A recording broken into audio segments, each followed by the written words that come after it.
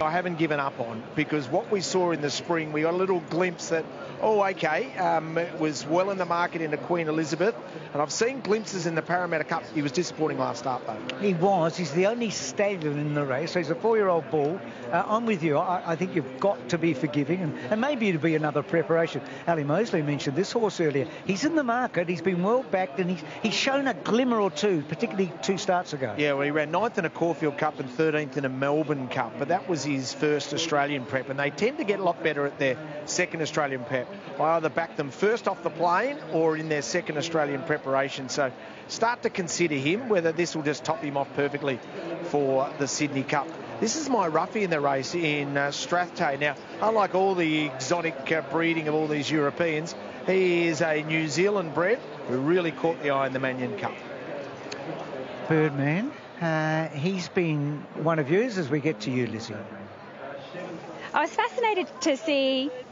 I'll tell him that Birdman said hello. I was fascinated to see how this guy paraded, because last time at Rosehill Gardens he was really excitable, got quite warm in places as well, and he probably petered out at the end of his race because he just did a little bit too much. Today's a different scenario. He seems a lot more switched off, calm and relaxed, and maybe that run just topped him off nicely for today because he looks terrific. Chris Waller's got an army in the race, and he's just one of them. Thanks for that, Lizzie. Ali, back to you from the tab.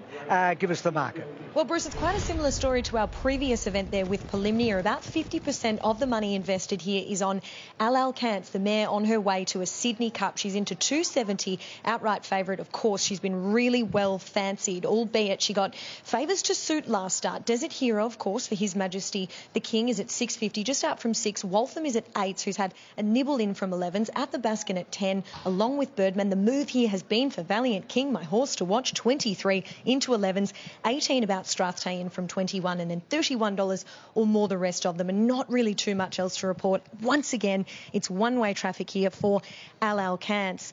And guys, there's something big coming today on the Tab app from 1:50 p.m. Day 1 of the championships is a huge race day, and Tab has something special planned. It's the best time in racing, and to celebrate, Tab has something very special coming up at 1:50 p.m. Unique offers for Day 1 of the championships. Head to the Tab app, check it out, and find out more. Not long to go for Free and Confidential support. Remember to gamble responsibly. For Free and Confidential report, call the number on the screen or visit the website. Ali, thank you for that. We'll come back and get your market mover. So a short price favourite here for Gay Waterhouse and Adrian Bolt with Al Kantz. She'll be up the front and staking her claim for that Sydney Cup.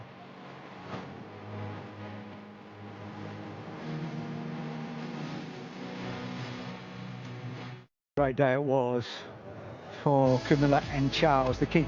But this record of William Haggis's is quite extraordinary, Richo, isn't it? It certainly is. And when you consider all of the great Northern Hemisphere-based trainers that have arrived in Australia, he's got the ultimate record with those 6 Group 1s, and it's breathtaking. Listening to Izzy Paul during the week, they've said they've undenied whether or not they set up a little satellite stable out here. It's a little harder to do, but he's certainly worked out how to raid the Sydney races in particular. And Lizzie, give us a pick of the hour for the chairmans. I thought Al Kantz, Bruce and Richo paraded particularly well. I think that she has paraded a lot better than last time out. She made a mess of them last time out, and I think that the way that she is presented, a lot more calm, relaxed and switched off, conserving her energy, can only make her run just as well as she did. So she's the on-top selection. If I was to add any horses in that I thought could run nicely, Birdman has paraded better as well. I also have a bit of a soft spot for Manzois because he just looks absolutely immaculate from head to toe. He needs to put that onto the track, and hopefully his looks will match that today. He's been a little bit in a drought, hasn't he? But a big tick for the favourite. Ali, get back to you from the tab. Who's the market mover? It's Valiant King, Bruce, which pleases me. 23 into $11, and really the only one they're backing outside of Al Kantz, who's our red-hot favourite. So Valiant King, couple of grey. Well, there's more than a couple of greys in the race, but both certainly well liked here. So what are you expecting, Richard? Do you think the favourite's going to win? I think the favourite should be winning in a race like this. Whether the favourite then wins the Sydney Cup will be interesting. We saw Circle of Fire obviously do the double last year and did the double. Carried 63 kilos to win this race last year, and then covered a lot of extra ground, we know, in that Sydney Cup, and he was absolutely fantastic. Al Kantz is the obvious at the moment, but Can we see Athabaskan improve today? I think Desert Hero, if I was from a betting point of view, I'd much rather take $7.90 Desert Hero each way rather than Alan Cantz on the tote at $2.70 the win. What about you, Emma? How are you reading the chairmans? I just think this grey filly for Adrian and Gay, I do think she's a class above. She's just an out-and-out winner, Bruce. I know she's short now, but she'll get complete control from out in front. She's won her last two. Now she steps up to a trip where they think that she's really going to excel. In the yard as well, I think she looked like one of the fittest horses out there. I just think she's a bit of a star in the making, LL Cantz. Hard to disagree. I mean, with any of that. With any of it.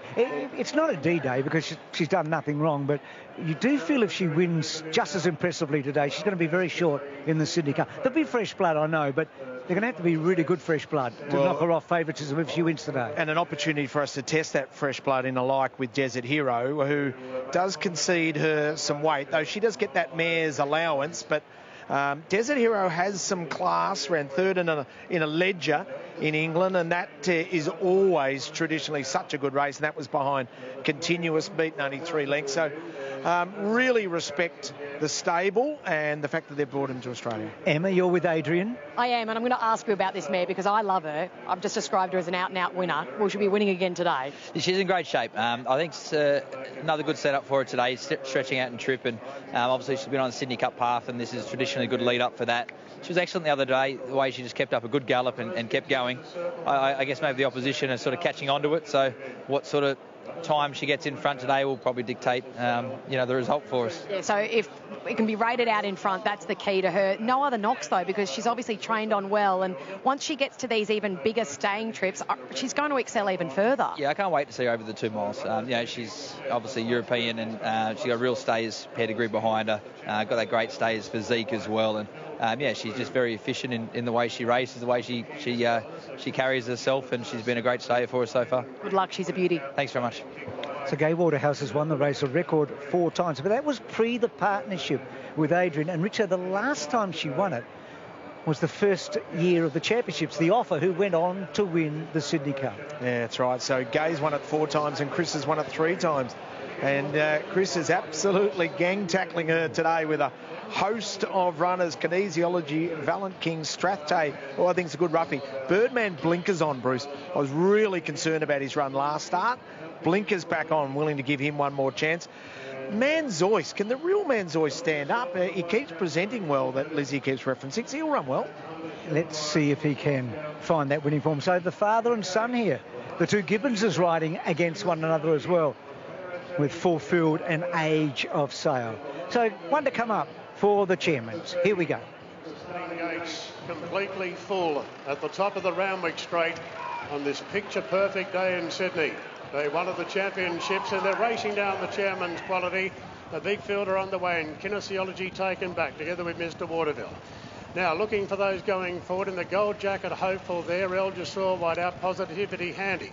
Towards the inside, we've got Allow Cantz showing good muster now from Manzois, and Lostochka's pretty handy. Valiant King's pretty handy. The Age of Sale as they go past the post the first time. Allow Cantz has the fence, but the 3 up wide are all pushing forward here, particularly El Jasur on the outside of Positivity, and they're rushing forward on the outside of Allow Cantz. Hopeful just takes a sit behind them in 4th. Couple off to Age of Sale on the inside of Manzois. Now Lostochka's caught in a 3-wide position, and Valiant King looks to have slipped in there with a bit of cover on the outside of Francesco Guardi. Desert Heroes midfield at the moment, and 1 off the fence.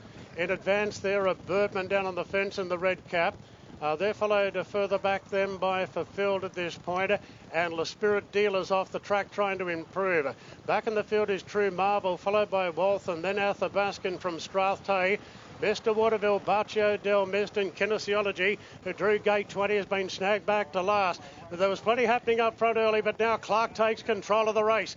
At the 1,400 metres, the favourite in front of Allow Cantz. She weathered the early storm and leads by 2 going down the back. From El Jasur, Valiant King in the white cap is racing into 3rd position at this point, followed by Hopeful. Then came Positivity, and they're followed further back then by Desert Hero, who's starting to inch a little bit closer. So Ryan Moore wants Desert Hero on the firing line. He doesn't want the mare to get too far in front. 1,000 to go. Allow-Cants 2.5 clear from El Jasor, followed by Valiant King, Hopeful. Desert Hero wedged between runners in 5th. 2 further back then to Positivity. Age of Sail on the fence, followed by La Spirit Dealer. 2 off then to El Jasor, fulfilled out wide from Francesco Guardi, True Marvel. Then came Manzois, Athabaskan well back, Birdman on the rails. Further back then to Waltham from Strathclyde. They really quicken things up at the 600 metres, and Clark lets the mare roll Allow-Cants, and she's got plenty struggling coming around the turn. It's Allow-Cants 3 lengths clear.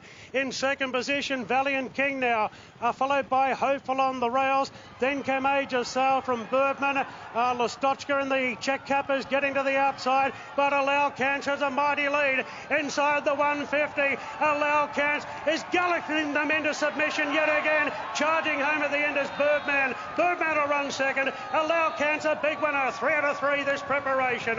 Allow-Cants beats Birdman. Valiant King third.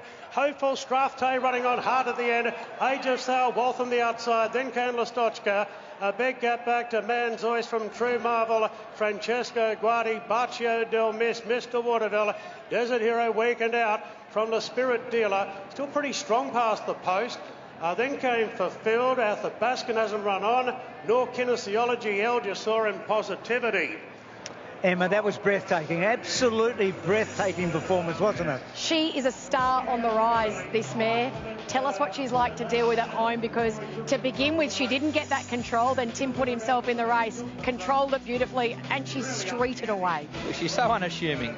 She really is. You know, you don't know what you're dealing with at home. She's obviously lovely and laid back and relaxed. And yeah, these days it's hard to see at home. They don't show that sort of that brilliance or that sharpness, but she can obviously sustain a nice high cruising speed, as Tim was able to sort of run that style of race. It wasn't that way for the first part of it. It was looking a little messy, and once again that inside draw, she was a little bit slow into stride, and yeah, Tim knew the type of horse that he had, and he was happy to sort of be positive and make use of her early, knowing that she could sustain it. And he must have been pretty confident, because he put the foot down early and made a sure thing of it, so it was good to see. We'll move back because they're coming in here from the track. You can see her out the back there. She's just walking around and she's pretty happy with herself. So the week back up to the Sydney Cup, do you see any issues with that? Look, hopefully not. As I said, it's a system and a race and a program that we've used successfully to win the Cup before.